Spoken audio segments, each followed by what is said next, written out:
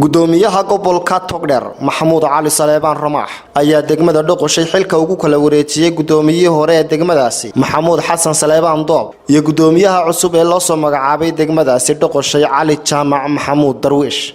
munaasabad kooban oo lagu qabtay xarunta degmadaasi Dhoqoshay oo ay ka soo qayb galeen qaybaha kala duwan ee dadka deegaanka ayaa odayaashii iyo mas'uuliyiintii halkaasi ka hadashay waxay ka marxaati kaceen waxqabadkii gudoomiyihii hore degmada Dhoqoshay ka fuliyay deegaankaasi iyagoo soo dhaweeyay sidoo kale gudoomiyaha cusub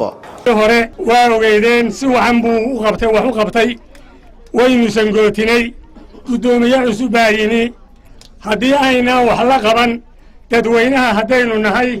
gudoomiyaha cusub haddayna wax la qaban keligii waxba qaban kari maayo. gudoomiyaha hore Maxamuud Xasan Saleebaan waa gudoomiye qiimo badan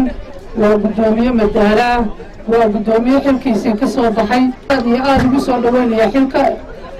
Cali Jaamac Maxamuud Cali Darwiish weeye gudoomiyaha kaliya isagoo aan kabna lahayn dhaqaalaha lahayn sarfayga degmada ka saaray baa gudoomiyaha hore degmada Dhoqoshay Maxamuud Xasan Saleebaan Doob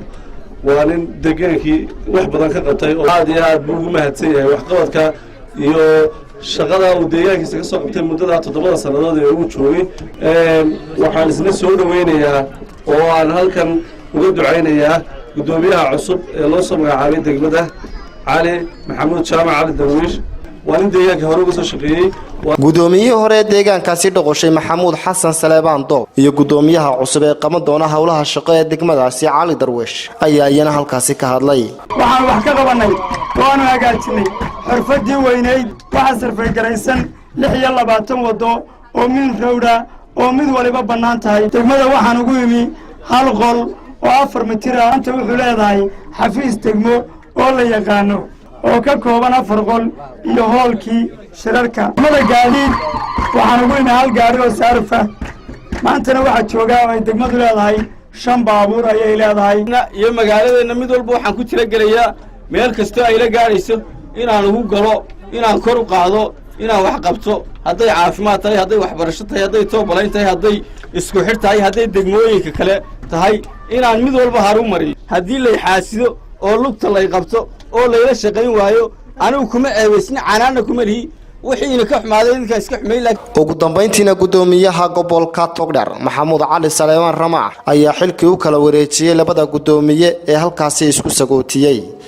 waa degmo isku tashatay waa degmo runtii isku tashatay waxaan idin balan qaadaynaa wixii idinka naaftay